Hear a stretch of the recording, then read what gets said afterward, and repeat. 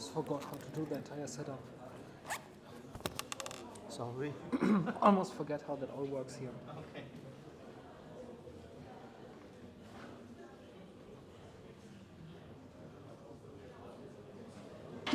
Transparent. You say something? Yeah. It was just too long from the meeting.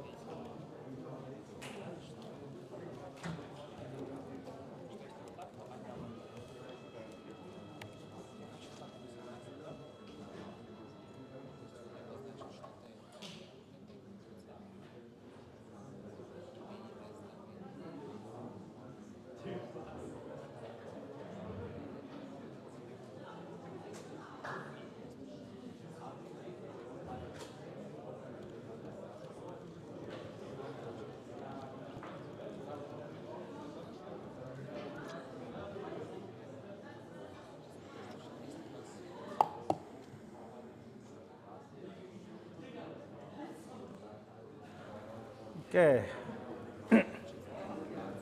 Okay, guten Tag. Guten Tag. Wir haben letzten Mittwoch über diese Frage angeschlossen.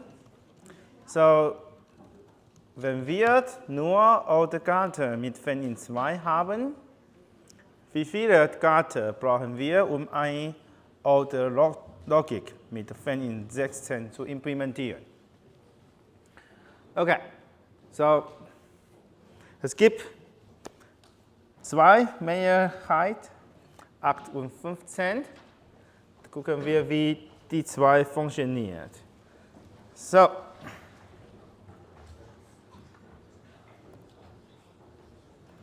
So, 16, 2, 3, 4, 5, 6, 7, 8, 9, 10, 11, 12, 13, 14, 15, 16.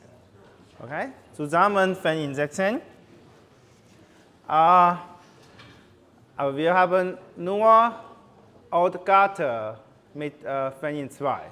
Das bedeutet, wir sollten die alles mit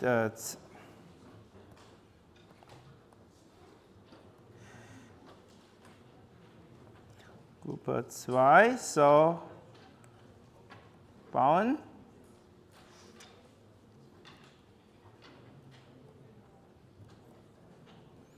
Dann Größe 1.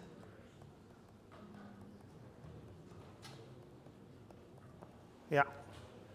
Dann brauchen wir zusammen 16 durch 2. So 8 Karten hier. Dann ist diese 8 schon richtig bisher. Okay? Dann, was bekommen wir hier? Wir haben auch 1, 2, 3, 4, 5, 6, 7, 8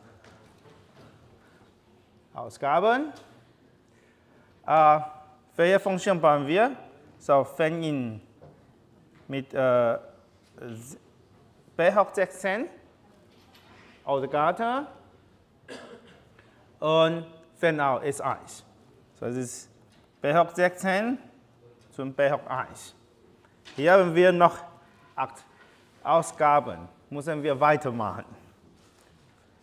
Wie können wir weitermachen? So, wir machen natürlich die 2 zusammen, die 2 zusammen, die 2 zusammen, die 2 zusammen. dann ist 4. Okay, natürlich, das ist uns noch nicht fertig. Müssen wir auch weiter. Die 2 zusammen und die 2 zusammen. Bauen wir noch 2. Dann am Ende machen wir die 2 zusammen. Bekommen wir ein 1. Das ist 8 plus 4 plus 2 plus 1, dann ist 15. Okay? Ist jetzt klar? So,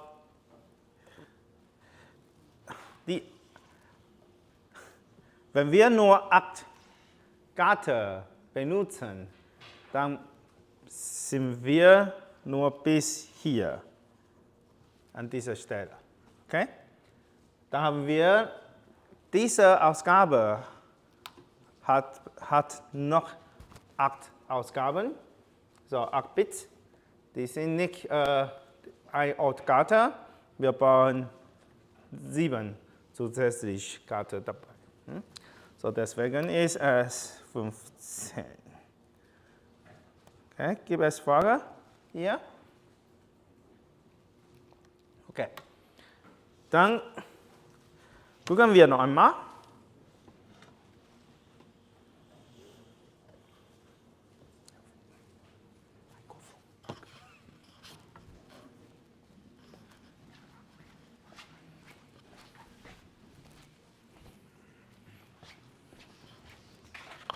Also müssen wir das alles zusammen addieren, kommen wir dann so auf das Ergebnis, wie viele Gatter wir brauchen? Wie viele Gatter wir bauen, ist immer, wenn diese 2 hoch 16, dann das bauen ist immer 16 minus 1. Und 32, dann ist 32 minus 1. Das kann man einfach so machen. Ne? Und bei 64 wäre dann 63 oder was? 64 ist 63, ja. Ah, okay. Das ist gleich, immer so. Also am Ende bauen wir kein mehr, aber am Ende der Richtung, das ist die Zahlen durch 2 und dann die Zahlen durch 4 und die Zahlen durch 8, die Zahlen durch 16 und weiter bis Ende. So, das ist gleich wie diese Zahl minus 1. Okay. Ja? Also immer minus 1 rechnen. Ja, wenn wir ganz genau packen können. Es gibt natürlich, wenn wir über 9, so wenn in 9, dann ist es schon kaputt. Also 9 geht ja nicht. Man muss genau anziehen. Also 9, dann brauchen wir zum erst 4 und dann bekommen wir 5. Dann brauchen wir noch 2 und dann bekommen wir dann weiter und am Ende muss man genau anzeigen. Also bei 9 könnte man dann auch 3 verbinden, oder nicht? Nein, kann man nicht. Wir haben nur Fan 2. Fan ist 2. Man kann nur 2 Eingaben bekommen. Ja, wenn wir über Fan 3 gucken, dann ist es anderes. Ja? Okay. Okay? Gut, mach weiter. Wie tief ist es?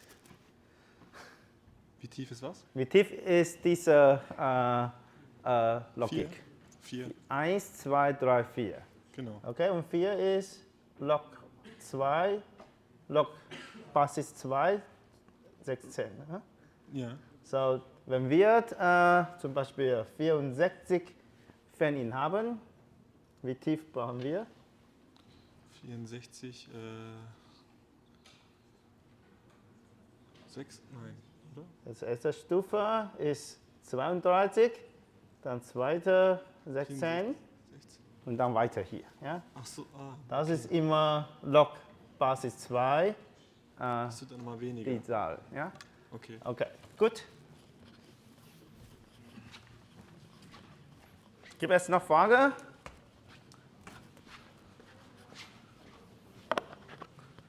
Okay, so, das bedeutet, die Größe ist fast 16, 16 minus 1 und die Tiefe ist Log 2, 16. Okay? Gut. So, dann gehen wir. Kein Problem, keine Frage. So, das ist hier. So, wenn wir große Fan-In bekommen, dann wollen wir verkleinern. Und dieser Verkleinern ist nicht kostenlos. Ja? Dieser Verkleinern ist ganz teuer, wenn wir über Fan-In gucken. Dann die Größe ist fast gleich wie Fan-In. Die Tiefe ist Log 2 Fan-In. Dann, wenn wir die alles zusammensetzen, dann die Größe ist n zuerst durch 2, dann n plus n durch 4 plus n durch 8 und weiter. Das ist eine geometrische Reihe. Das haben Sie schon kennengelernt, keine Ahnung. Ich habe geometrische Reihe im Junior High School schon kennengelernt. Keine Ahnung, wie hier ist. Die Tiefe ist Log 2. Okay, das haben wir schon geguckt. So, dann setzen wir die alles zusammen. Wenn wir jetzt noch einmal über Carry Look Ahead addieren, so, das haben wir letzte Woche schon gesprochen. Die Tiefe hier ist 1. Entschuldigung. Hier Tiefe ist 1. Ich habe addiert, das ist kein Problem. Die Frage ist die 2 Dinge. Wir haben ein Gatter mit vielen Fan-In und ein oder Gatter auch mit vielen Fan-In. Diese Fan-In, beide sind meist bis n. Und dann am Ende haben wir ein Exclusive OR für die richtigsten Bits. So, die 2 sind kein Problem, aber die 2 haben wir Probleme. Okay? Der Fan-In ist immer n am schwächsten. Das bedeutet, wir sollten jetzt über die Größe gucken. Und dann hier sehen wir in dieser Richtung, wir brauchen zusammen 1, 2, 3, 4, 5 weiter bis n. Okay? Und an dieser Stelle brauchen wir n Endgatter, jeder mit Fan-In bis meistens n. Okay? Und hier ist 1, hier ist, brauchen wir 1, Fan-In 2, brauchen wir dort 2 Gatter, Fan-In meistens 3, brauchen wir 3 Gatter, meistens 4. Ich mache etwas einfach hier. So, wie groß brauchen wir?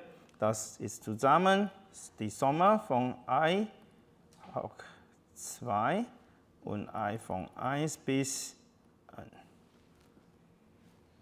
Okay? Gut. Machen wir nochmal zusammen. Anderes.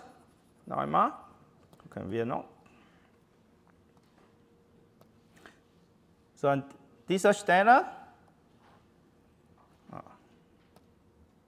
Langsamer.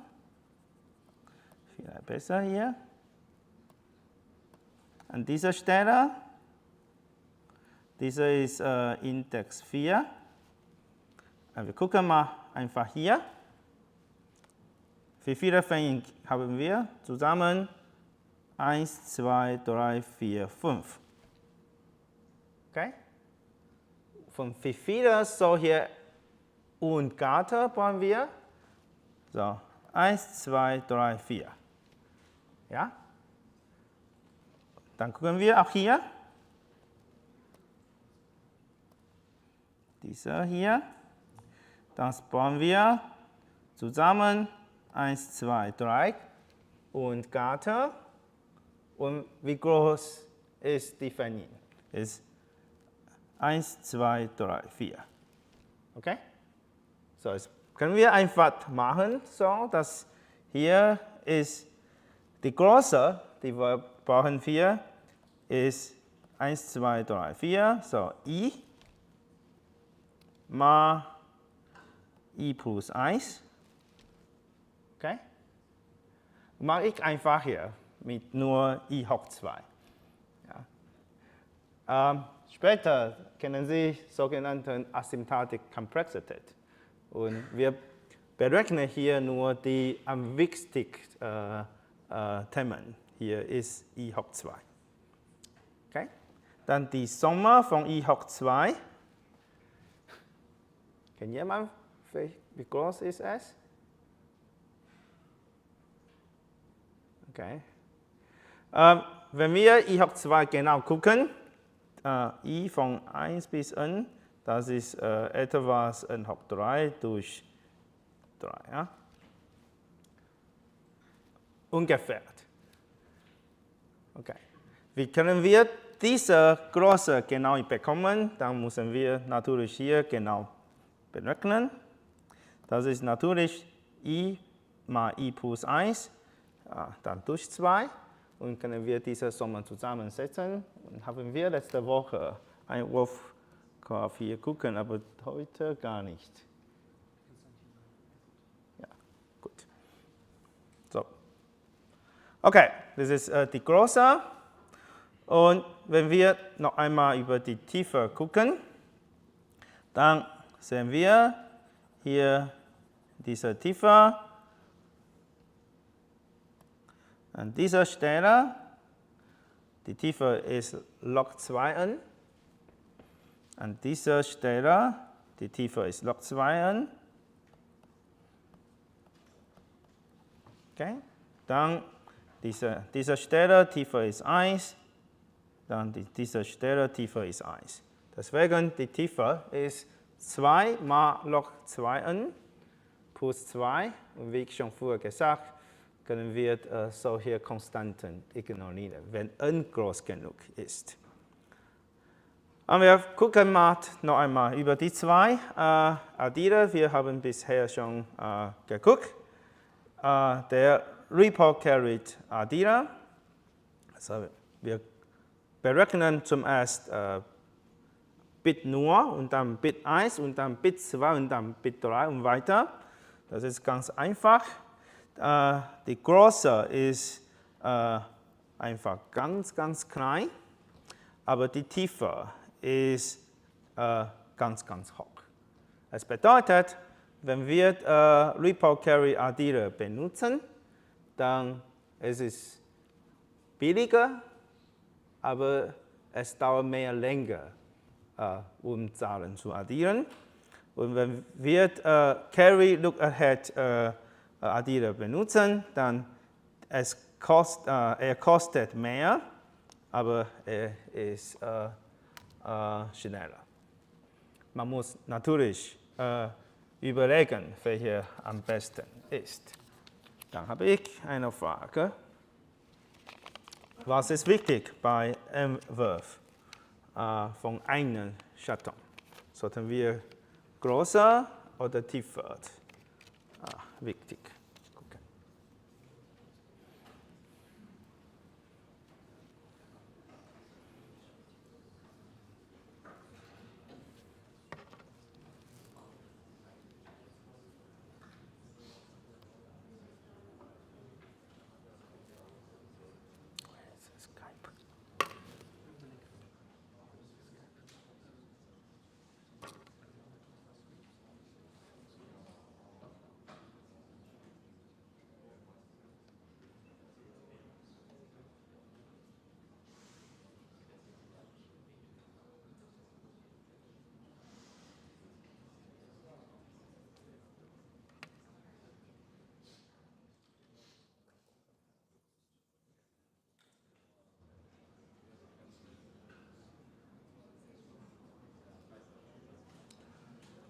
Okay, so.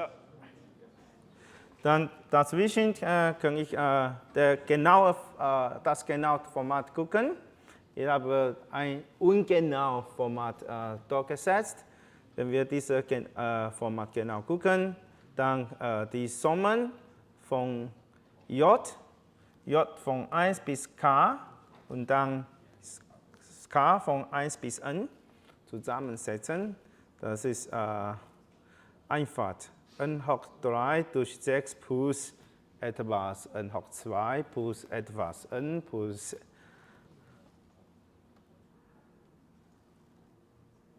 ja, nicht mehr. Okay, gut. Wie kann man diese Dinge berechnen? Das ist ein Thema von Discrete Mathematik und es ist natürlich auch unrelevant von unserer Vorlesung hier.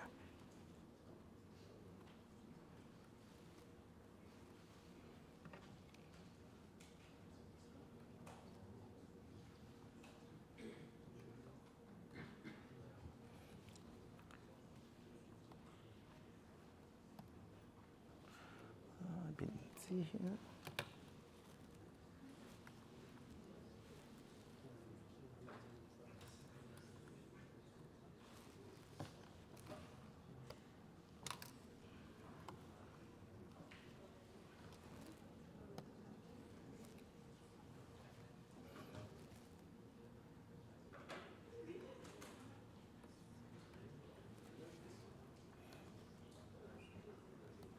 I don't know how to leave this part.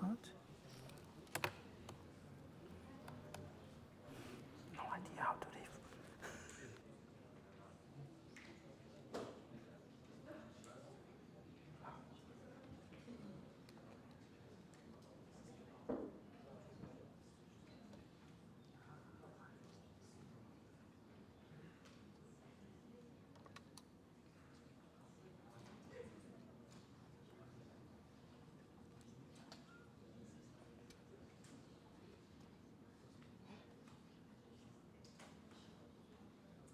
Okay.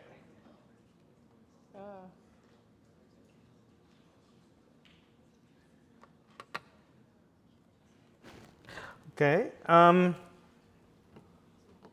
So was wichtiger? Natürlich größer ist wichtig. Aber wenn die Größe nicht zu groß ist, dann ist die Tiefe mehr wichtiger. Ja? Geschwindigkeit muss man mindestens machen, aber die Schaltung muss billig genug. Die Schaltung muss billig genug sein, aber wenn die Schaltung zu billig, aber die Geschwindigkeit ist nicht gut genug, dann ist diese Schaltung unbenutzbar. Das ist natürlich immer ein Trade-off, aber wenn es gibt schnelle Lösungen, dann die Größe muss man gucken, ob diese Kosten zu teuer oder nicht. Wenn diese Kosten nicht mehr teuer, dann ist die Trade-off zwischen einem Wurf von tiefer und größer normalerweise mit wichtiger und tiefer. Deswegen, wenn Sie die zwei addierend benutzen mussten, natürlich muss man überlegen, welcher besser ist, aber normalerweise in dieser Richtung benutzt man die Dinge schnell, aber auch billig genug. Okay? Is this klar? You cannot just look for the cheapest answer and that does things super slowly. That will not give you any business. You can sell your product a bit more expensive if you make it better. Of course, you cannot say, I have more gates, I need to put more resources to the system, and the system is slower, consumes more energy, then you would have problems in modeling that. But if you can talk about the efficiency of your computation, then you can use more gates. This is usually acceptable. Okay. Gut. Gibt es Fragen? Wenn nein, dann gehen wir weiter. schon.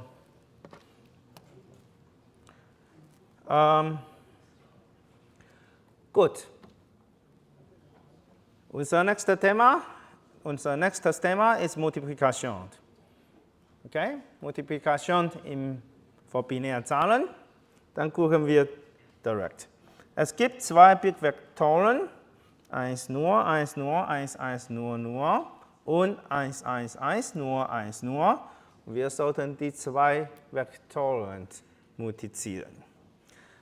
Es ist vielleicht einfacher hier, wenn wir die zwei Bitvektoren gucken. So. Wenn das Bit hier nur ist, dann schreiben wir einfach nur.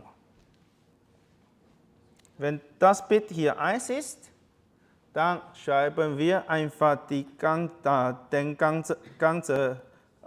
ganzen Bitvektor hier.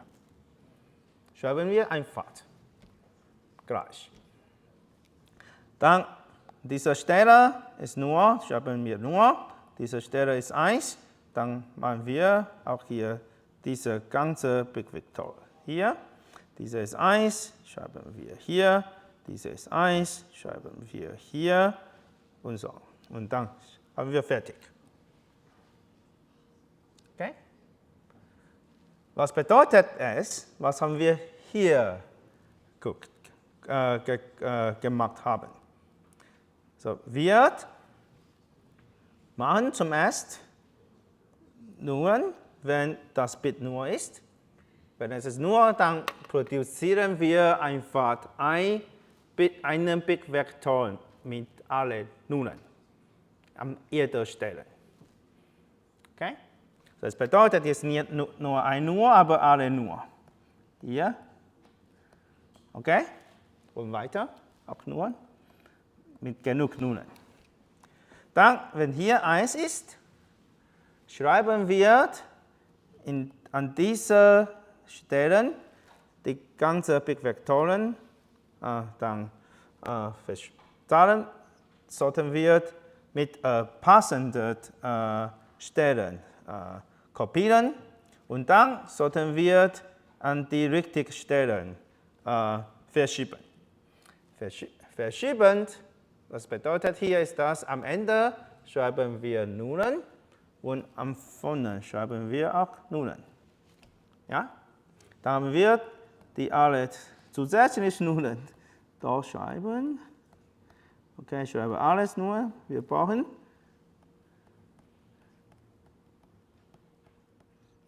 okay? Dann können wir die zusammen Bitvektoren 1, 2, 3, 4, 5, 6 addieren. Dann bekommen wir einfach das Ergebnis von Multiplikation. Ich erkläre noch einmal. Wir haben zwei Bitvektoren zusammen zu addieren. Wenn das Bit hier nur ist, dann schreiben wir in alle Stellen Nullen. Wenn das Bit 1 ist, dann verschieben wir diese Bitvektor an genaue Stellen mit gleicher Information und an die anderen Stellen schreiben wir Nullen. Okay? Dann bekommen wir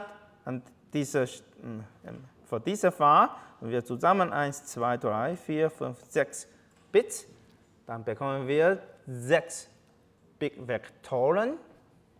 Diese 6 Bitvektoren sind entweder nur alle Nullen oder die Information von diesen Bitvektoren, von Multiplikanten, mit genauer Verschieben und an anderer Stelle mit Nullen geführt. Dann bekommen wir zusammen 6 Bitvektoren. Dann können wir diese 6 Bitvektoren zusammen addieren. Okay? Keine Frage.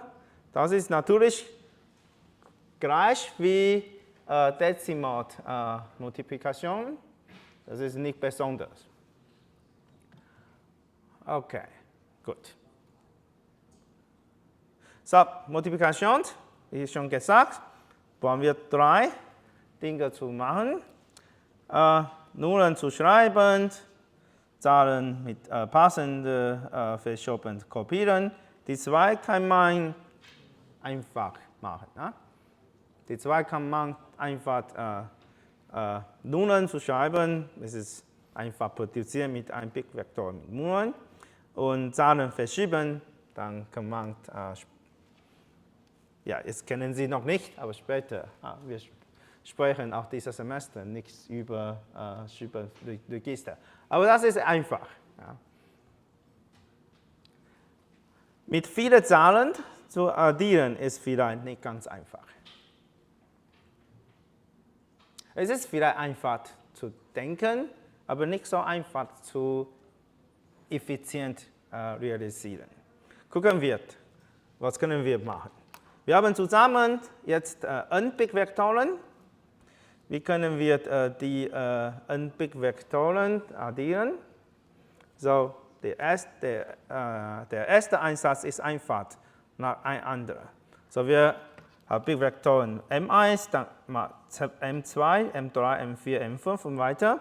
Dann setzen wir zum ersten m1 plus m2 und dann m2, das Ergebnis plus m3 und dann das Ergebnis plus m4 und das Ergebnis plus m5 und weiter. Okay. Dann, wenn wir solchen Einsatz benutzen, dann bekommen wir ein gleiches Problem wie Ripple Carry addieren. Das bedeutet, dieser ist log 2n tief. Dann bauen wir log 2n und das ist die Tiefe. Hier ist n minus 1. Okay. Ja, warte mal.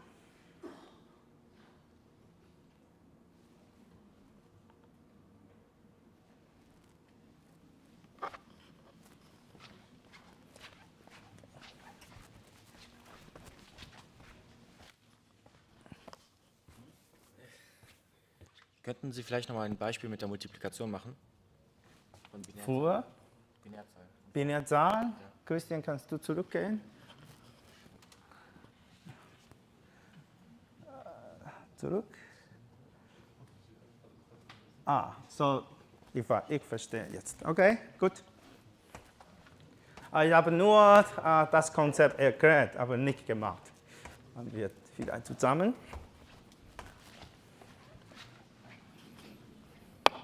So ein Beispiel. Bisher ist okay?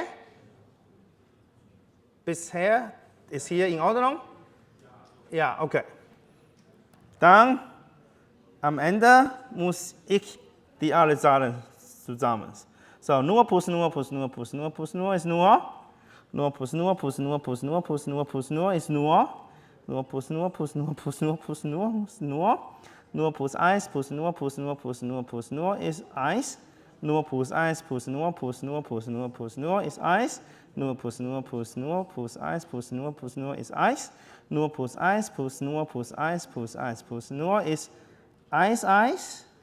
Nur plus nur plus nur plus nur plus 1 plus 1 plus 1 ist 1, 1. Nur plus 1 plus nur plus 1 plus nur plus 1 plus 1. Das ist 1 nur. Okay. Dann nur plus 1 plus nur ist 1. 1 plus nur plus 1 plus 1 ist 1, 1. 1 plus 1 ist 1 nur. 1 plus 1 ist 1 nur. Dann bekommen wir hier. Okay? Ist es klar? Okay. Ich habe nur das Konzept erklärt, aber nicht genau addieren. Ja? Okay. Dann was bedeutet mit ein nacheinander zusammen addieren? So natürlich, wir haben keine Lösung wir haben keine Möglichkeit, dass wir die 6 Big Vektoren zusammen addieren auf eine Runde. Wir kennen schon Addieren mit 2 Big Vektoren. Mit diesen 2 Big Vektoren können wir die 2 addieren. Das bedeutet, wir können zuerst die 2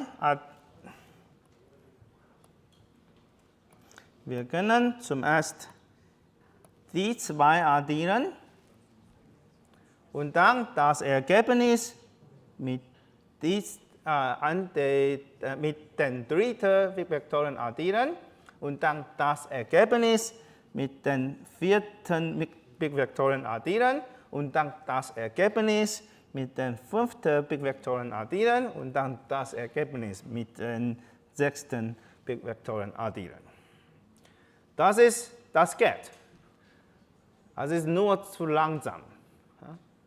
Wir können addieren, wie unsere Fan-Int-Logik implementieren.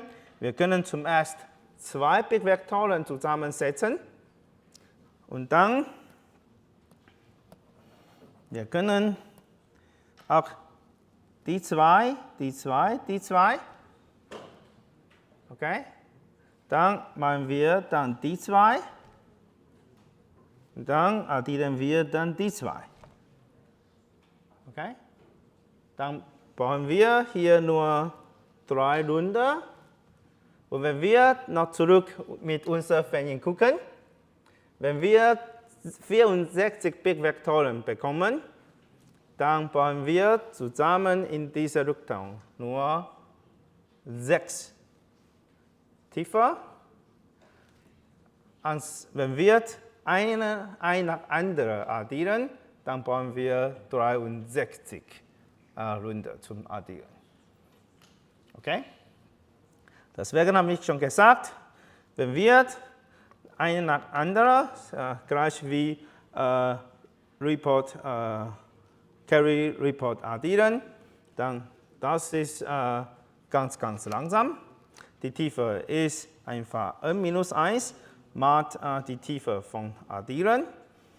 Und wenn wir die 2 gleichzeitig addieren, dann brauchen wir auch gleich addieren.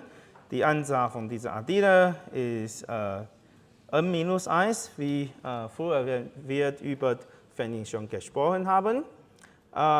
Die Tiefe jetzt ist log 2n Ebene mal die Tiefe von Addieren. Und die Tiefe von Addieren ist 2 log 2n. Deswegen die Gesamttiefe von dieser pairwise Addieren ist 2 mal log 2n hoch 2. Okay? Gut. Gibt es Frage? Bisher? So, wenn wir noch einmal die 2 gucken, hier ist n-1 mal log n. Hier ist 2 mal log 2n hoch 2. Und welcher ist besser? Natürlich, wenn n ganz klein ist, dann sind die 2 fast gleich. Ja. Aber wenn n groß genug, dann sind die 2 nicht gleich. Ja. Gucken wir hier.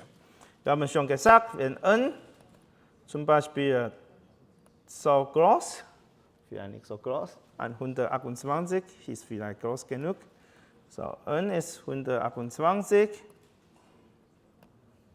Okay, dann log 2, n ist 7.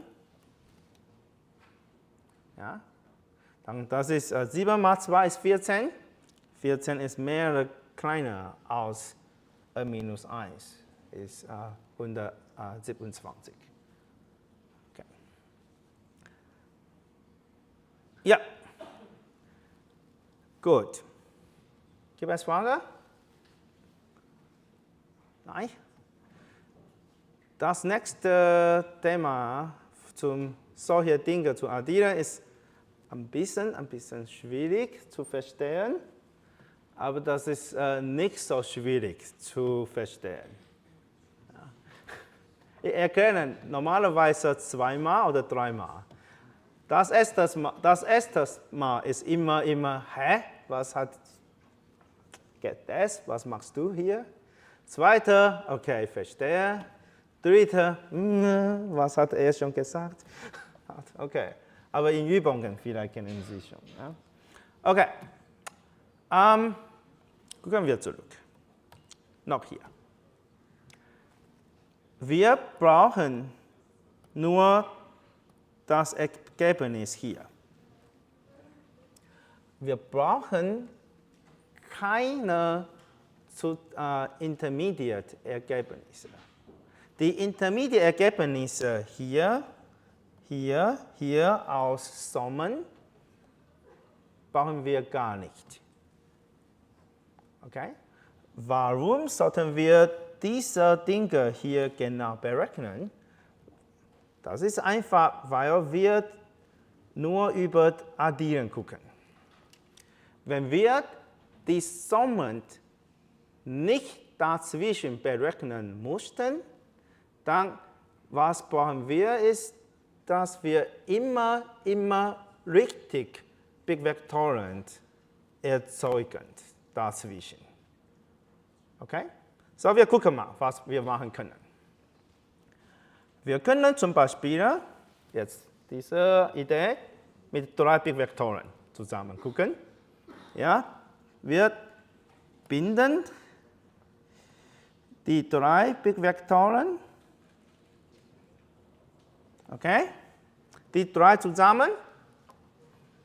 Dann erzeugen wir 2 Big Vektoren, sodass die Summen von den 2 Big Vektoren gleich wie die Summen von den original 3 Big Vektoren. Okay? Ich erkläre noch einmal. Wir gruppen 3 Big Vektoren, so wir nehmen die 1, 2, 3 Big Vektoren, dann erzeugen wir aus Ausgabe 2 Big Vektoren. Die Summen von den 3 Big Vektoren an jeder Stelle sollten gleich wie die Summen von den erzeugenden Big Vektoren, die 2 Big Vektoren, an jeder Stelle. Okay, gut. Dann, wenn wir es so machen, können wir zuerst die 6 Big Vektoren als 2 Gruppen setzen. Dann nach einer Runde erzeugen wir 4 Big Vektoren. Dann können wir 3 Big Vektoren setzen. Und dann generieren wir 2 Big Vektoren. Mit den Rest haben wir 3. Dann mit den 3 Big Vektoren am Ende benutzen wir noch einmal. Dann bekommen wir 2 Big Vektoren. Okay. Dann, am Ende müssen wir die 2 Big Vektoren addieren. Wir addieren nur die Big Vektoren am Ende, aber dazwischen erzeugen wir immer die äquivalenten Big Vektoren. Okay, explain this now in English. It is usually very difficult to understand what we are doing here with this concept. We don't want to generate any intermediate results as sums. The reason why we had to use the adders in between is just because we have the tool that we can use. We just add them up. But in fact, we don't need any intermediate results to have the exact sum. As we know earlier that calculating the exact sum will require us to calculate the carry bit. And carefully, and you need to sum them up. But if we are only interested to sum up those big vectors, what we can do is that we maintain the equivalence on the way without doing actual addition, what we need to guarantee is that we take 3 big vectors for this logic. This logic generates 2 bit vectors. And the sum of the 3 bit vectors we have in the input should be equal to the sum we have in the 2 big vectors in the output in every position, if we really sum them up. But we don't sum them up. We just generate the big vectors on the way to do this. Okay? Nicht zu schwierig? Okay. So. Wird mit 3 Zahlen zu ersetzen und durch 2 Zahlen gleich summen. Wie können wir, ist es einmalig oder haben wir es schon kennengelernt? So, wir gucken noch einmal. Wir haben 3 Bit-Vektoren. So, gucken wir jetzt, wir haben 3 Bits. X plus Y plus Z. Dann das Ergebnis ist A plus B. Okay, dann, wir haben schon vor Addieren geguckt. Es gibt 3 Bits, Carry-Bit, X und Y, so C-Art, X und Y, dann die Summe, dann generieren wir 2 Bits, einer ist für Summe und andere ist für Carry-Bit. Das haben wir schon früher gemacht, dass X plus Y plus Z, die 3 Bits, ist gleich wie 2 mal Carry-Bit plus das Summenbit. Okay? Das haben wir schon geguckt. Okay, so was machen wir? Jetzt sieht so aus. Wir haben 3 Bit-Vektoren, x, y und z. So, x ist nur 1, nur 1. Y ist nur 1, 1, 1, 1. Und z ist nur 1, 1, nur. Okay? Wir summen, wir addieren die 3 Bit-Vektoren ohne addieren. Wir generieren 2 Bit-Vektoren, sodass die Summen von, wenn wir die 2 Bit-Vektoren addieren, das Ergebnis gleich wie x plus y plus z ist. Okay? So, dann schreibe ich einfach. Die grüne Farbe ist x, die braune Farbe ist y, die keine Ahnung Farbe, glaube orange, ist z. Okay? Dann, wie ich schon gesagt, wir summen die 3 Bits einfach. Ja?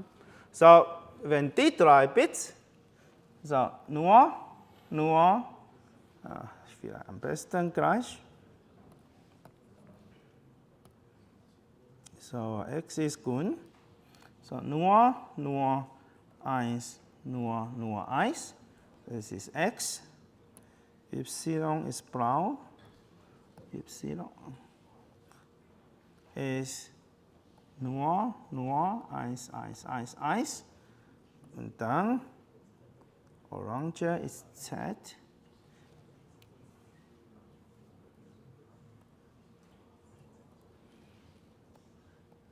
Z ist nur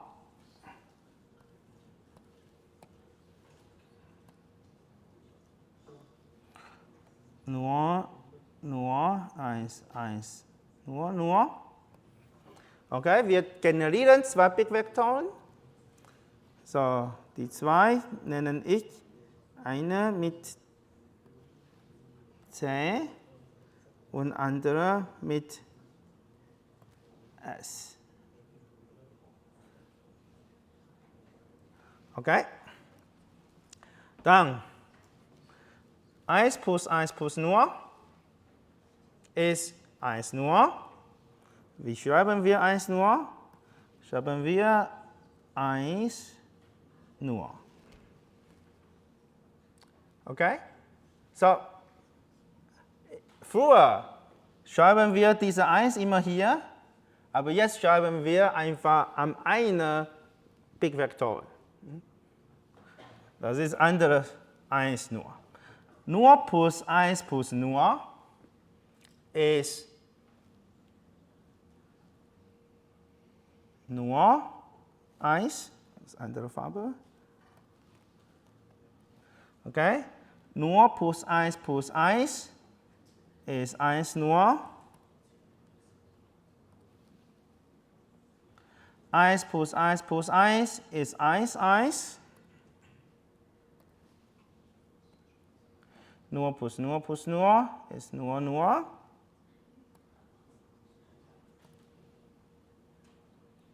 Nur plus nur plus nur ist auch nur, nur.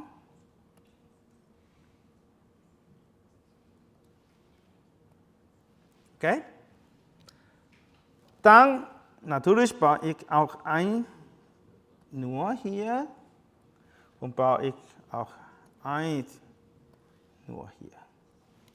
Okay? Was haben wir schon gemacht? X plus y plus z mit 3 Big Vektoren ist gleich wie die 2 Big Vektoren z plus s. Is it klar? So we have done this all the time, okay? It's not magic. We have done this all the time. The only thing that is different is that in the previous cases, I always added the intermediate results together on the fly. In this case, I just generate 2 big vectors without doing any summation. Okay? So, gucken noch einmal. Wir haben an dieser Stelle 3 Big Vektoren x, y und z mit einem Bit. Jeder haben wir ein Bit. Und wenn wir die 3 Big Vektoren addieren möchten, dann, wenn wir 2 Big Vektoren, so dass die Ergebnis von dieser Summe von die 2 Big Vektoren gleich wie die Summe von x plus y plus z ist, generieren einfach mit das Summenbit und das Übertragbit. So, wie können wir so machen? Hier brauchen wir an dieser Stelle ein Voraddierer, hier ein Voraddierer, hier ein Voraddierer und hier ein Voraddierer und weiter. Okay.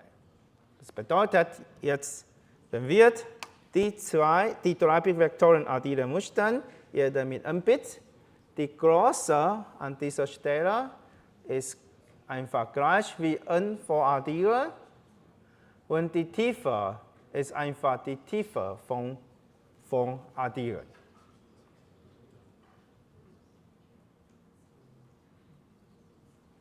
Okay.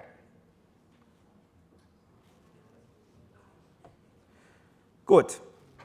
Das ist gleich, wie ich schon dort gemacht. So, hier ist gleich wie früher. Gibt es Fragen? Wie können wir die alles zusammensetzen? Hier ist ein Beispiel. Wir haben 12 Big Vektoren bekommen. Dann gruppen wir die 12 Big Vektoren in 4 Gruppen. So, M1 plus M2 plus M3 ist eine Gruppe. M4 plus M5 plus M6 ist eine Gruppe. M7 plus M8 plus M9 ist eine Gruppe. M10 plus M11 plus M12 ist eine Gruppe. Dann setzen wir diese in unser Konzept mit zusammen 3. Dann erzeugen wir 2 Big Vektoren. Hier noch einmal 2. Hier noch einmal 2. Hier noch einmal 2. Das bedeutet, nach einer Stufe bekommen wir 8 Big Vektoren. Dann setzen wir 8 ist nicht durchbar bei 3.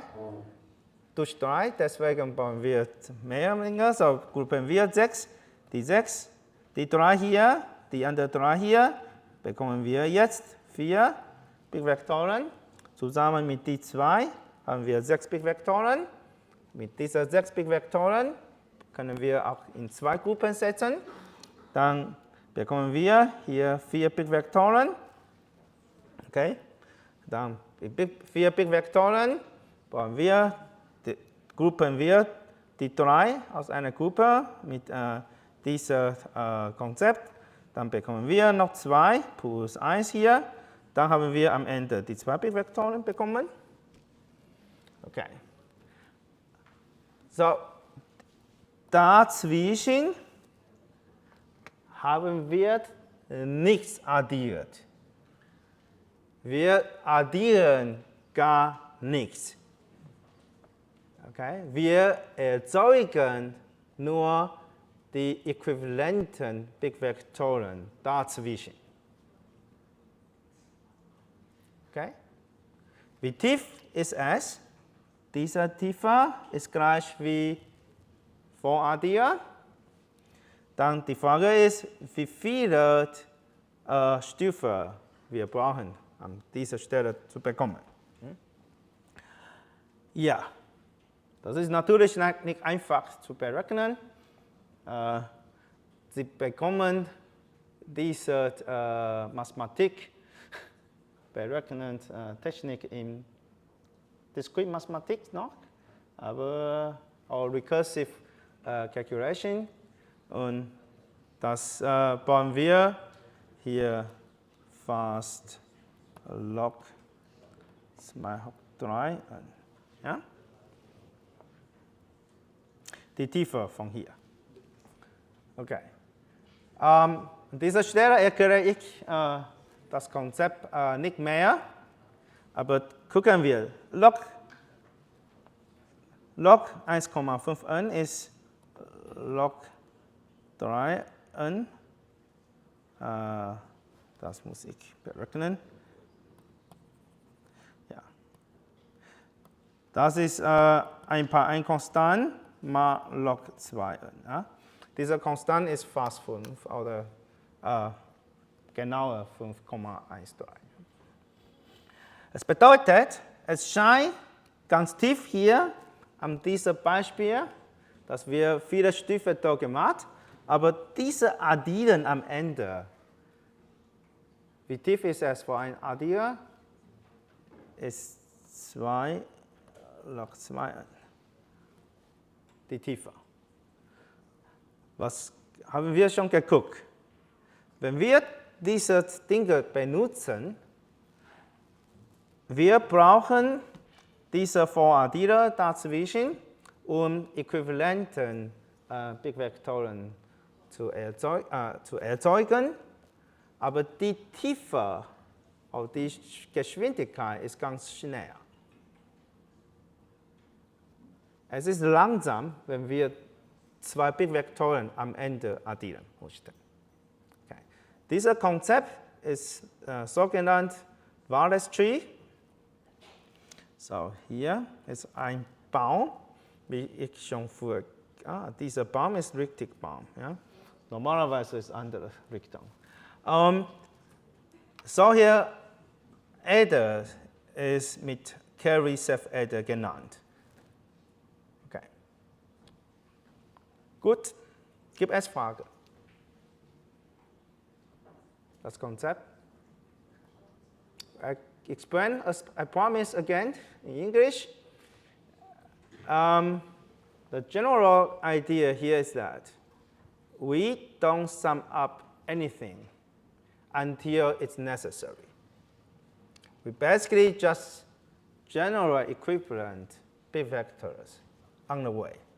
As we already discussed earlier, we take 3 bigvectors and we generate 2 bigvectors. The sum of the 2 generated bigvectors should be the same as the sum of the 3 bigvectors we have at the beginning. But keep in mind that we never sum them up together. We just want to show the equivalence all the way. We cannot sum them up.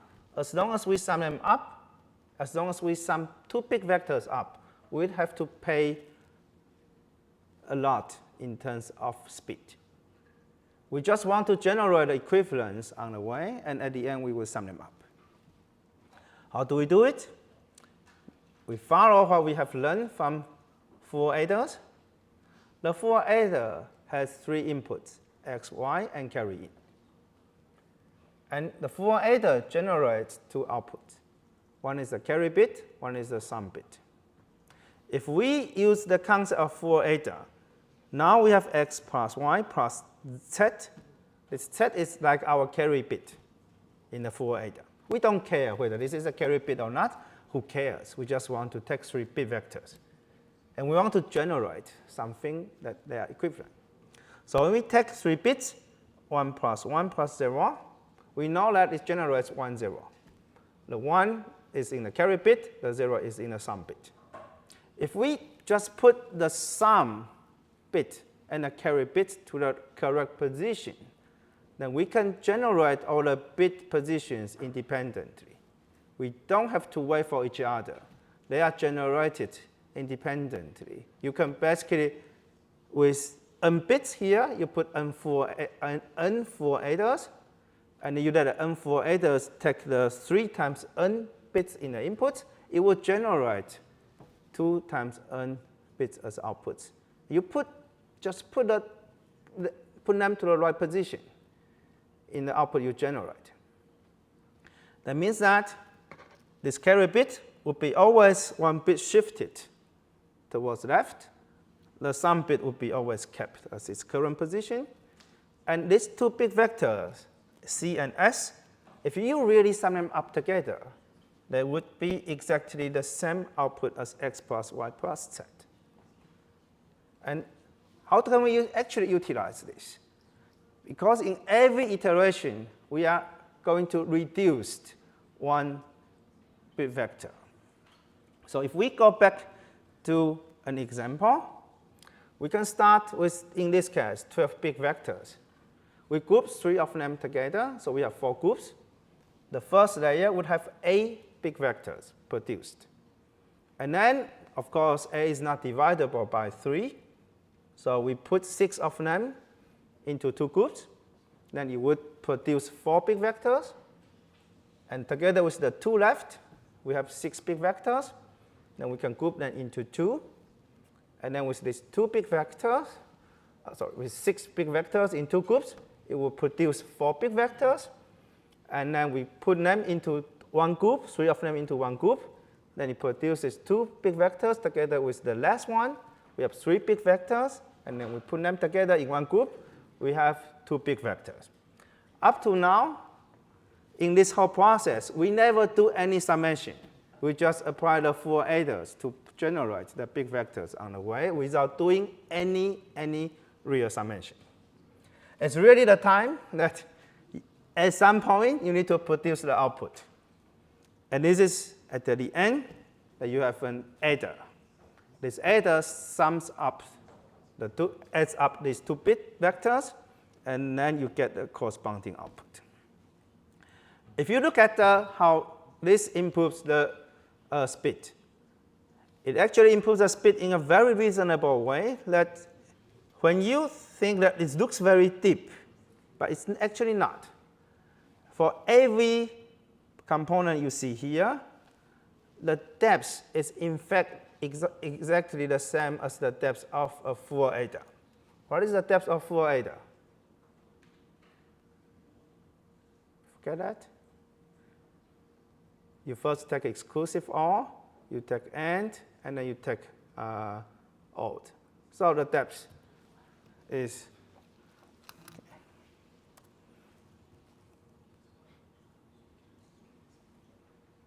one, two, three. Okay? So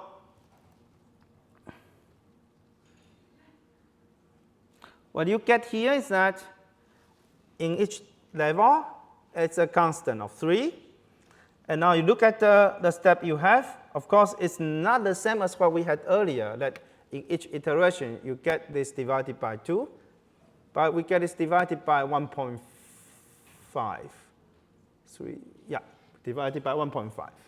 And if you put that together, it's basically a more complicated recursive function you need to calculate. And this is basically log 1.5 as basis n.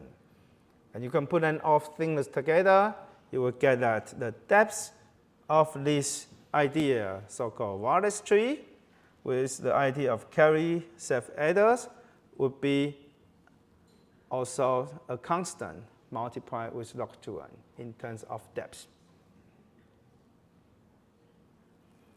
And it's not more expensive,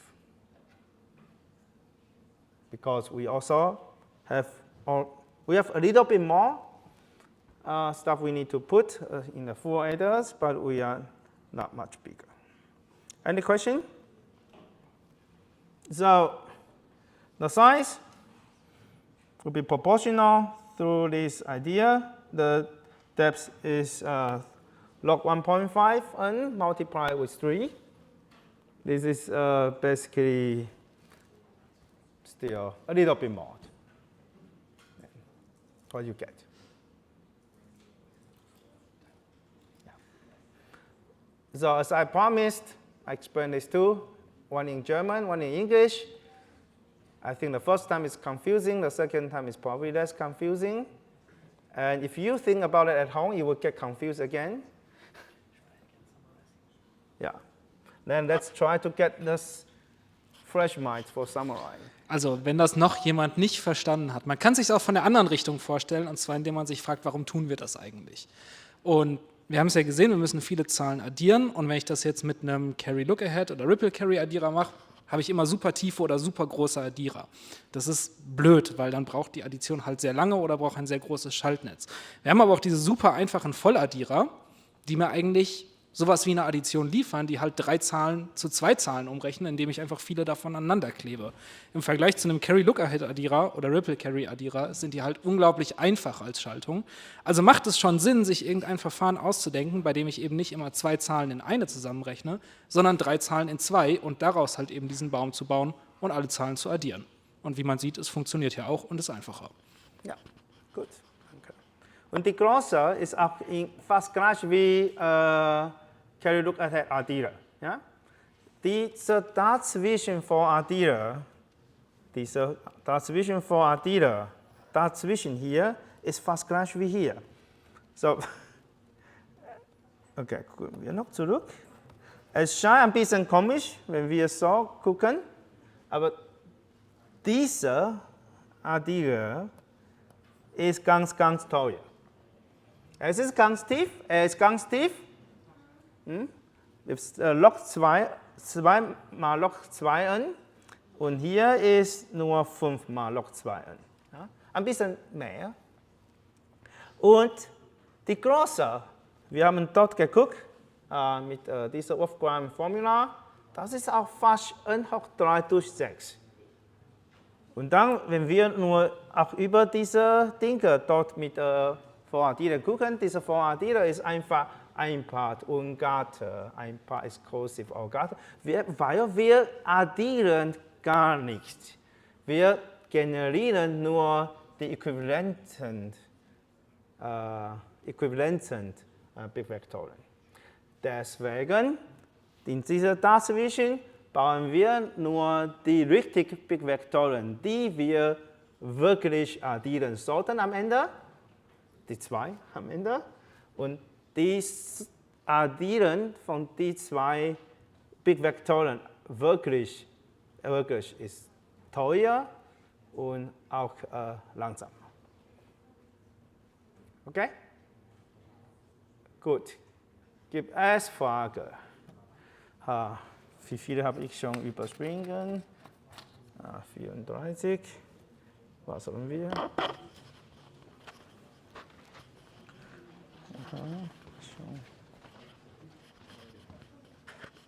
Auf diesem Diagramm, da waren, ich glaube, Nullen oder Eingänge. Was war das genau? Das habe ich nicht verstanden.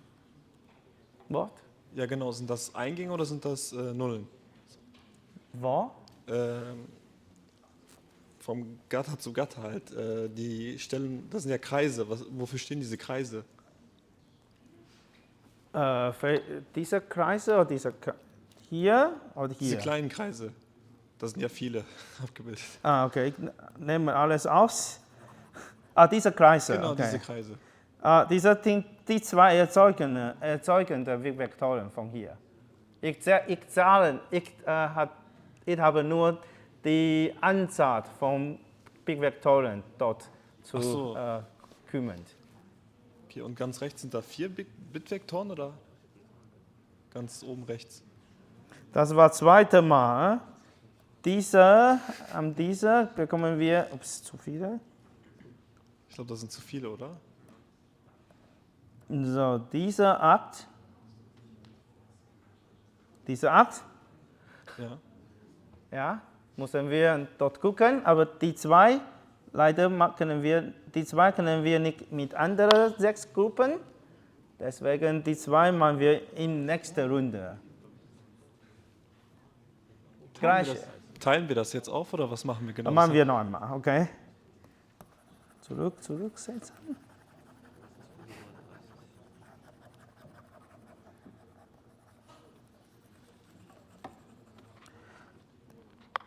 Okay, so hier generieren wir 1, 2, 3, 4, 5, 6, 7, 8 Vektoren. Ist das klar? Ja, das ist klar. Okay, dann 8 durch 3 ist Ja, 2, etwas. ja. 2,6. Dann können wir nur 2 Gruppen finden. Dann gruppen wir die 3 zusammen und dann die 3 zusammen. Okay? Dann bekommen wir 1, 2, 3, 4 Big-Vektoren. Dann gruppen wir die 3 zusammen und dann die 3 zusammen. Dann bekommen wir jetzt 1,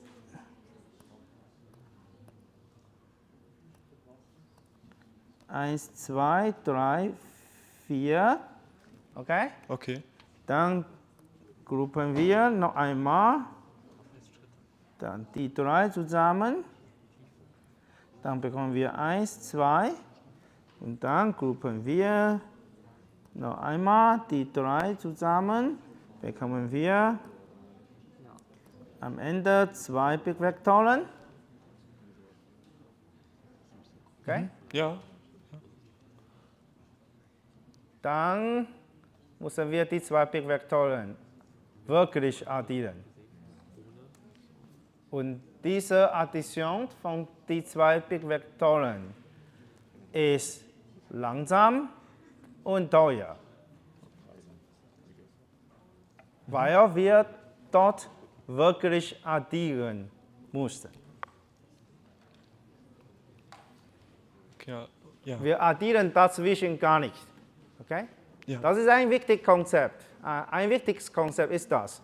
Wir addieren gar nichts, aber nur am Ende. The most important thing of this concept is that you don't sum any bit vectors together until the end that you have to.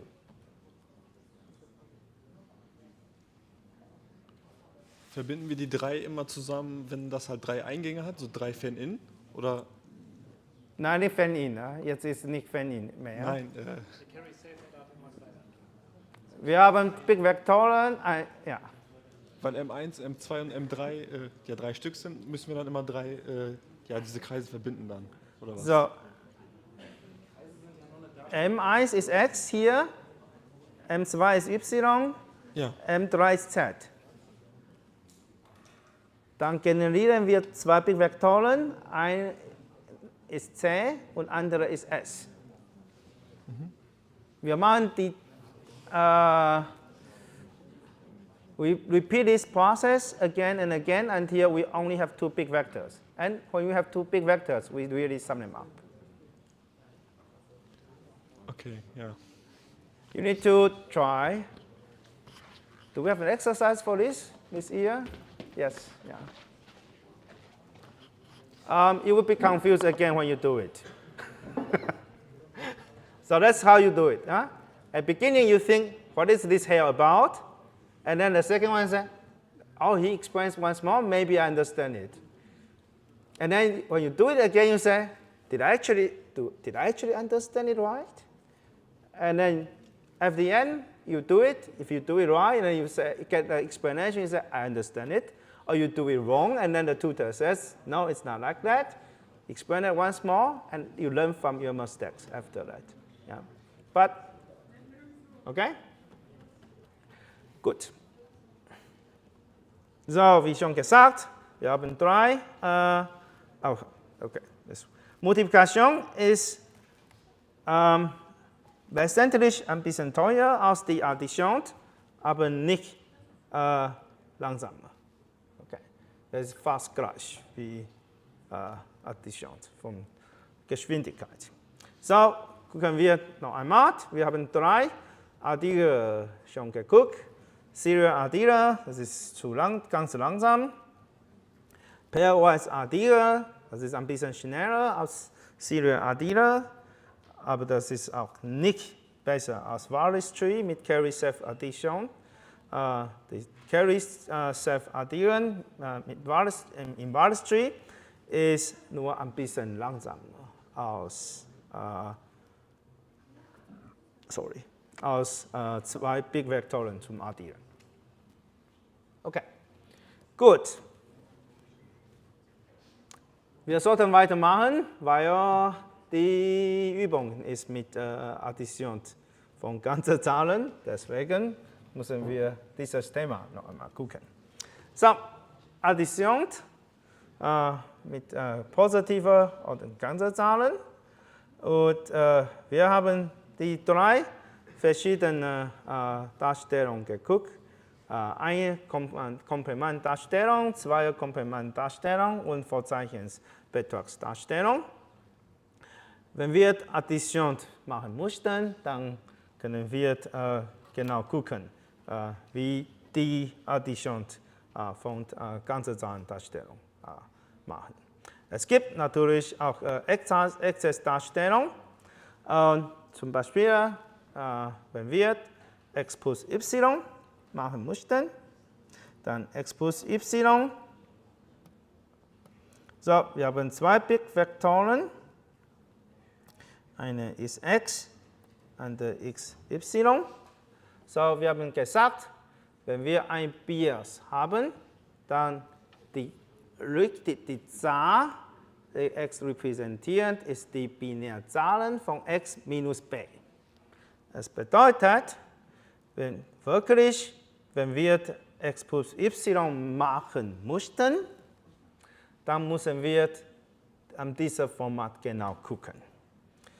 So, wenn wir Exzessdarstellung haben, dann wenn wir x plus y berechnen möchten, dann x plus y ist gleich wie b plus x und plus b plus y. Okay. Deswegen, wenn wir die Ausgabe gucken, dann ist es b plus x plus y, dann plus b. Es scheint ein bisschen komisch aus, aber wir gucken mal, was wir haben vom Exponent in Exponenten von 14 Point darstellen. 1 nur plus nur 1, 1, 1, 1, 1, 1, 1. Okay? Und mit Bias, B ist 127. Okay? Diese Zahl dort, an dieser Stelle ist 128 und diese Zahl hier ist 127. Wenn wir nur die Darstellung gucken. Diese Zahl 128 repräsentiert von 128 minus b. Das ist wirklich 1. Und andere Zahl 127 repräsentiert von nur. Das bedeutet, wenn wir die zwei Zahlen addieren möchten, wenn wir hier gucken, das ist 1 und dann die zwei Zahlen gucken, das ist 255. Okay? Wenn wir die zwei zusammen addieren und dann minus b, dann das ist schon zu groß. Das bedeutet, wenn wir Exzessdarstellung addieren, müssen wir immer uns erinnern, dass zuerst die zwei Big-Vektoren addieren und dann am Ende, weil die 2 mal b hier existieren, müssen wir ein minus b weiter benutzen. So, das bedeutet, diese zwei zusammen minus 127, dann ist 128.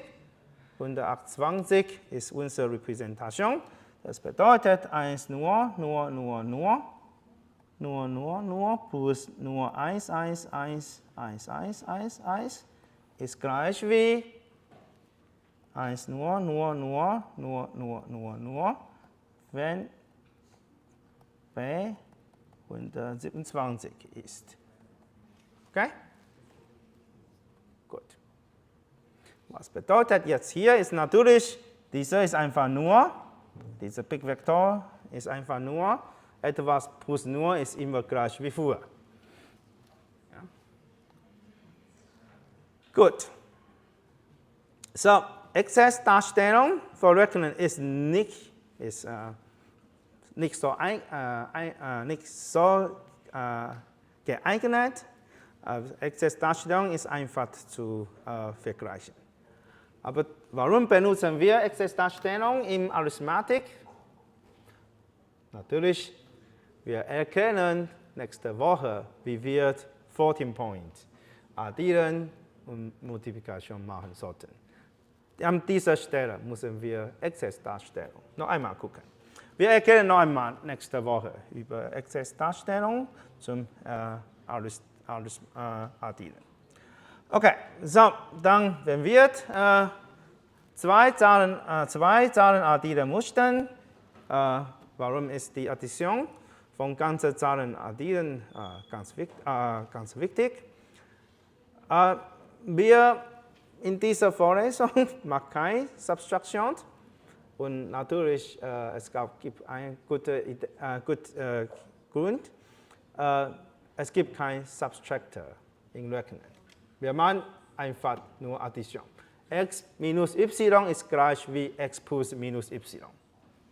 Was brauchen wir, ist nur y und minus y zu wechseln. Okay? So, niemand muss subtrahieren.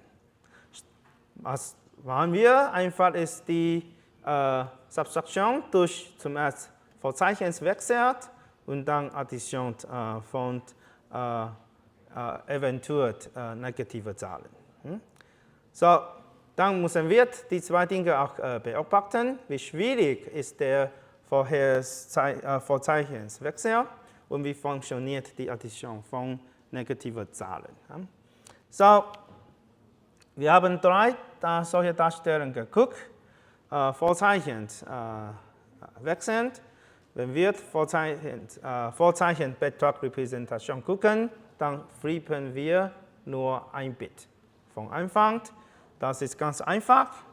Ein Komplement, dann alle Bits müssen wir invertieren oder komplementieren. Das ist auch ganz einfach.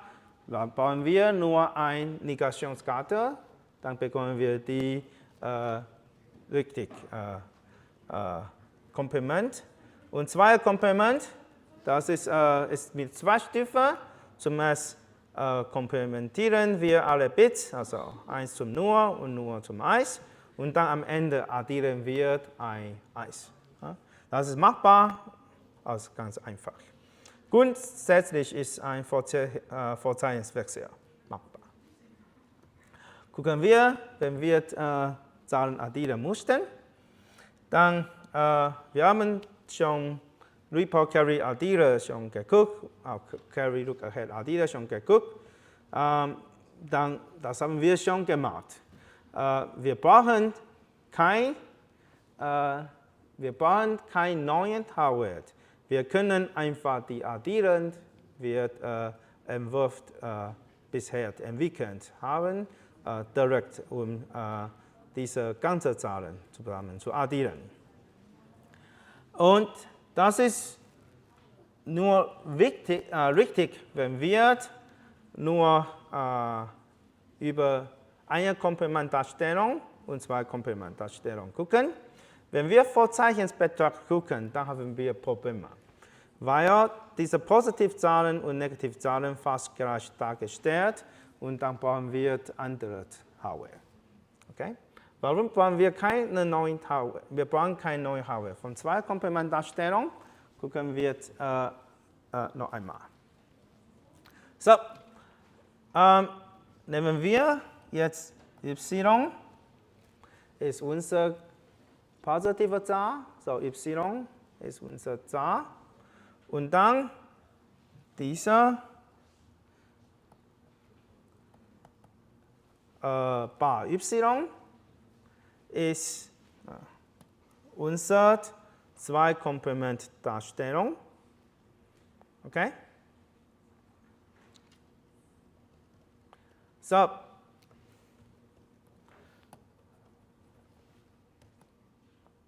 So, y.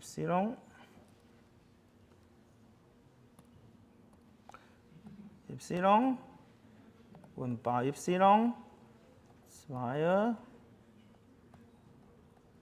Komplement von y. Okay? So, jetzt gucken wir. Wenn wir die zwei zusammen addieren, so, und wenn wir einfach mit Naturzahlen gucken, okay? So, y plus y, okay, ist gleich wie 2 hoch r minus 1, wenn wir r Bits haben.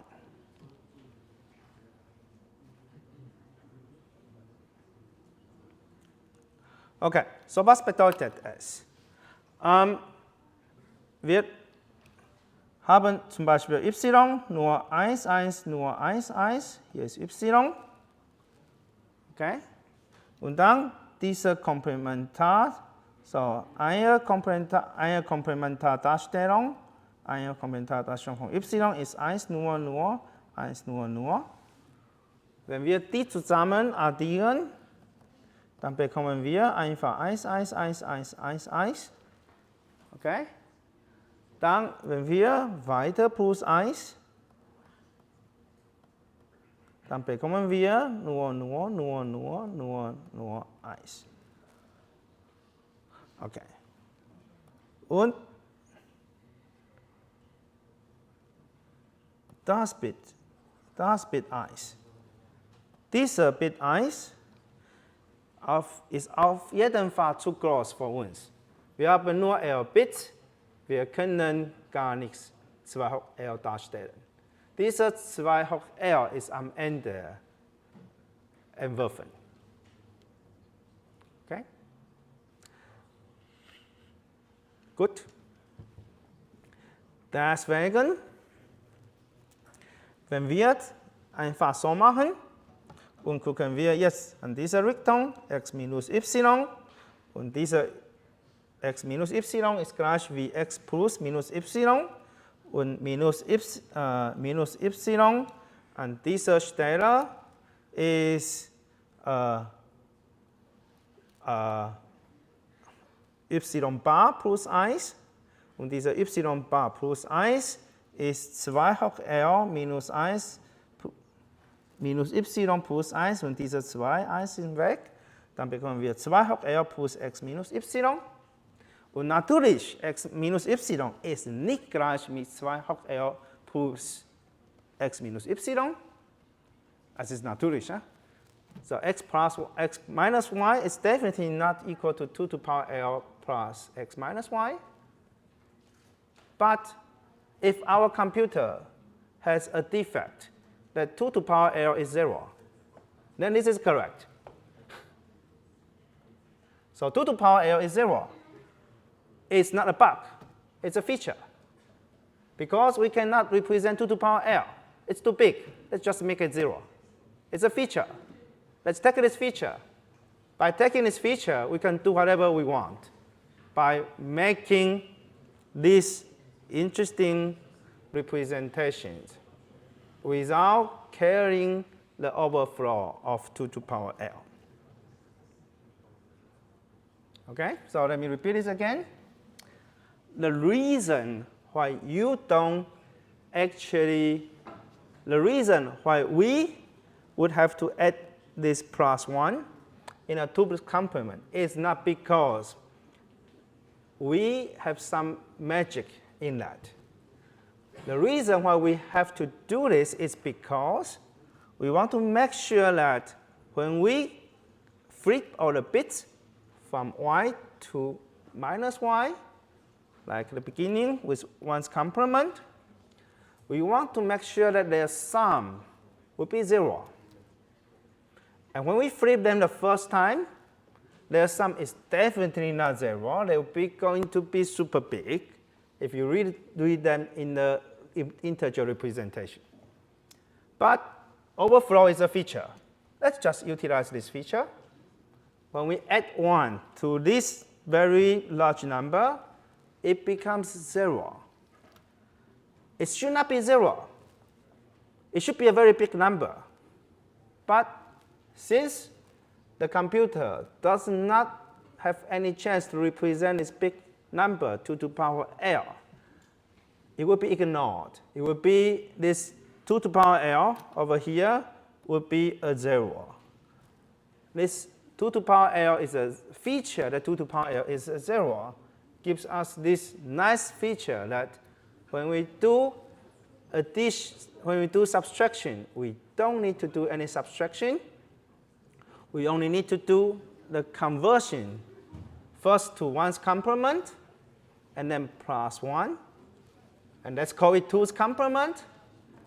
The summation of 2's complement, if you want to convert a number to minus or to the other side, would always be correct according to the binary arithmetics. You don't need any additional you don't need additional hardware. You just need a few rules to make sure that there's no overflow or there's no overflow.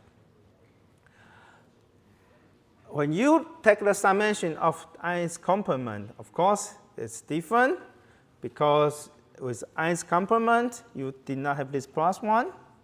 So at the end, you have to do -1. Okay? So that's the key difference between 2's complement and 1's complement addition. And that's also the reason why 2's complement is used nowadays in computers. So, dann müssen wir auch ein bisschen gucken, wenn wir 2 Komplement Addition gibt es schon Overflow oder kein Overflow. Wenn wir 2 Positivzahlen addieren möchten, das Ergebnis muss positiv sein. Dann das Ergebnis ist korrekt, wenn das Ergebnis noch positiv ist. Wenn das Ergebnis negativ ist, dann ist es schon Overflow. Addition von 2 negativen Zahlen sind nur korrekt, wenn es noch negativ ist. Minus plus Minus, so immer Minus sein. Es gibt natürlich auch diese Überlaufsmöglichkeit. Und dann, wenn wir das Übertragsbit bekommen, dann sollten wir das Bit ignorieren. Weil das Ergebnis muss negativ sein. Addition von einer positiven Zahl und einer negativen Zahl ist immer richtig. Auf jeden Fall. Okay. I think I don't have time to explain this very carefully, but Christian can give you some hints about the exercises. Also ganz kurz nochmal, was ihr für die Übungen braucht. Es geht in der ersten Aufgabe um Blatt 3 um die Addition bzw. Subtraktion von ganzen Zahlen im Zweierkomplement. Das Einzige, was man wissen muss, ist, man muss niemals subtrahieren. Subtrahieren ist immer Addition mit dem Zweierkomplement der Zahl, weil ich das Plus halt in die Zahl durch das Invertieren reingeben kann. Genauso wie wenn ich eine Zahl habe und soll davon eine negative Zahl subtrahieren, dann ist das natürlich die Addition mit der invertierten, also mit der positiven Zahl plus 1. Also erste Sache, niemals subtrahieren, macht daraus immer eine Addition.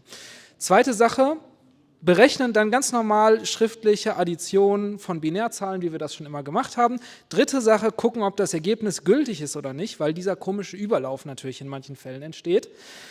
Eine positive plus eine negative Zahl ist immer gültig, weil die Zahl den Gültigkeitsbereich nicht verlassen darf. 2 positive Zahlen sind dann gültig, wenn das Ergebnis positiv ist, auch soweit so klar. 2 negative Zahlen addiert sind dann gültig, wenn das Ergebnis negativ ist, auch soweit so klar. Wenn irgendwas anderes passiert, ist das Ergebnis nicht gültig und das ist alles, was ihr für die Aufgabe braucht. Wir machen vielleicht noch ein paar Minuten, 2 oder 3 Minuten. So, nur 1, nur, minus nur 1. Okay? Das kann, wenn Sie so berechnen, nur minus 1 ist 1, dann ist es natürlich ganz komisch zu berechnen. Ja? Das geht nicht. Ja? Was man will, ist nur 1, nur, plus 1. Diese Zahl ist minus 1. Ja? So, dann das Ergebnis ist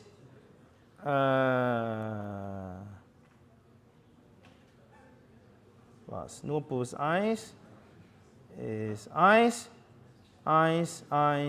nur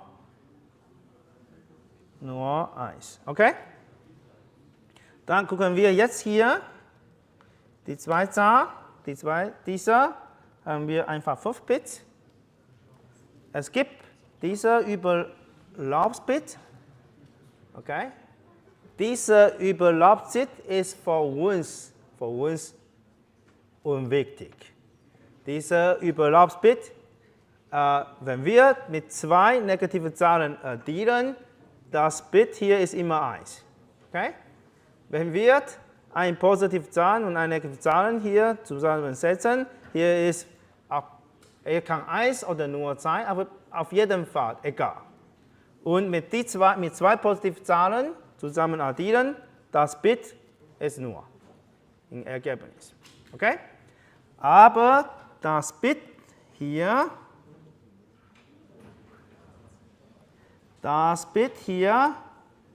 an dieser Stelle ist ganz wichtig. Wenn Sie 2 positive Zahlen addieren, hier soll nur sein. Wenn das Bit hier um 1 wechselt, dann ist die Summe von 2 positiven Zahlen negativ. Das ist nicht richtig. Das ist Overflow. Das ist richtig, Entschuldigung. Das ist, wie schon gesagt, ein Feature, Overflow, aber 2 Pluszahlen zusammen addieren muss Plus sein, aber hier ist ein Overflow. Wenn wir auch hier gucken, 2 Negativzahlen, hier am Ende soll auch negativ sein, aber wenn an dieser Stelle um 1 wechselt, dann ist es auch ein Overflow. Die Summe von 2 Negativzahlen ist dann positiv. Das ist auch Overflow. Okay? So, das Überlaufsbit ignorieren wir auf jeden Fall, aber das Bit müssen wir dort gucken. Wenn wir ganze Zahlen addieren, natürlich, hier ist nur für ganze Zahlen. Wenn wir 2 natürliche Zahlen addieren, dann positiv plus positiv, soll immer positiv sein. Ja? Also immer positiv. Ja? Positiv plus positiv ist immer positiv, aber ganz groß plus ganz groß ist ganz klein. Ja? Das geht auch, aber da an dieser Stelle müssen wir das Bit gucken, wenn wir 2 natürliche Zahlen addieren. Deswegen, wenn Sie 2 Zahlen bekommen, ob die Addition von diesen 2 Zahlen läuft gibt oder nicht, hängt von welcher Datentyp von die zwei Zahlen ab. Okay? So when you receive two natural numbers, then this bit, this overflow bit, would define whether you have an overflow or not. In that case, your number turns from something very big to something potentially very small. And when you add two numbers that could be positive or negative, that means that it takes sign numbers, then this bit that I just pointed here is not important. No matter whether this is 1 or 0, it's not an indicator of your overflow. Your overflow is the first bit here.